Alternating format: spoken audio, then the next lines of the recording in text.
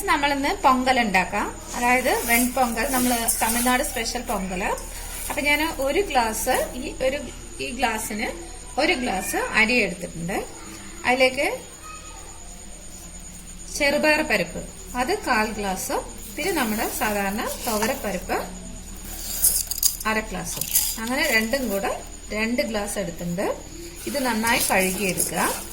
പിന്നെ അപ്പൊ ഞാൻ അരിയും പരിപ്പും കൂടെ നന്നായി കഴുകി എടുത്തിട്ടുണ്ട്. ഇത് നമ്മള് കുക്കറിലാണ് വെക്കുന്നത്. ഞാൻ ഉപ്പിട്ടിട്ടുണ്ട്. ഇത് ഒരു 4 മഗ് വെള്ളം, അതായത് 2 ലിറ്റർ വെള്ളം ഞാനൊരു 3 വിസിൽ വെക്കുന്നുണ്ട്. അപ്പൊ ഞാനതിലേക്ക് ഇട്ടു. നന്നായി കഴുകിയെടുത്ത് ഇതിലേക്ക് ഇട്ടിട്ട് നന്നായി ഒന്ന് ഇളക്കിയ ശേഷം അടച്ചു വെക്കാം. നന്നായി ഇളക്കിയിട്ടുണ്ട്. ഇനി നമുക്കിത് അടച്ചു വെക്കാം.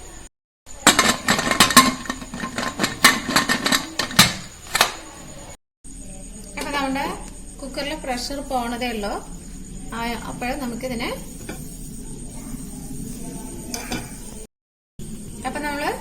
താളിക്കാനുള്ള റെഡിയാക്കാം. ആദ്യം ഞാനൊരു പാൻ വെച്ചിട്ടുണ്ട്. അതിലേക്ക് കുറച്ച് നെയ്യാണ് ഒഴിച്ചത്. അതിലേക്ക് കുറച്ച് കുരുമുളക്, ഫുള്ളായുള്ള കുരുമുളകാണ് കേട്ടോ ഇടുക. നമ്മളതൊന്ന് മൂപ്പിച്ചെടുക്കുക. അത് പൊട്ടി തുടങ്ങുമ്പോൾ കുറച്ച് പച്ചമുളക്, ഞാൻ കുറച്ച് എടുത്തിട്ടുള്ളൂ, ഇവിടെ ചെറിയ കുട്ടികളുണ്ട്. പിന്നെ ഒരു ചെറിയ കഷ്ണം ഇഞ്ചി,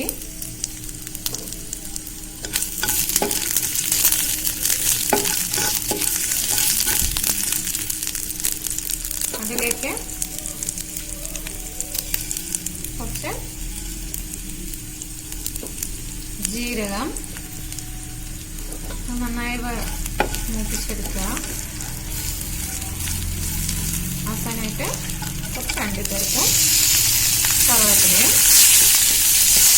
നന്നായി വറുത്തെടുക്കുക. അത് അപ്പൊ നമ്മുടെ പൊങ്കൽ റെഡി ആയിട്ടുണ്ട്. സോറി, കഞ്ഞിയല്ല, പൊങ്കല്. ഞാനതിലേക്ക് കുറച്ചുകൂടെ നെയ്യിട്ടിട്ടുണ്ട്.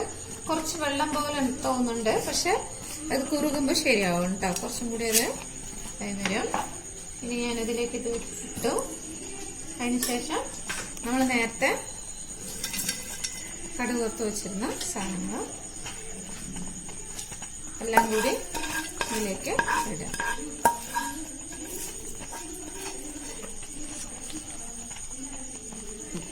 അപ്പൊ നമ്മള് ഇത് കുറച്ച് വെള്ളം പോലെ തോന്നും, പക്ഷെ കുറച്ച് സമയം ഇരിക്കുമ്പോൾ ഇത് നല്ല കട്ടിയാവും കേട്ടോ.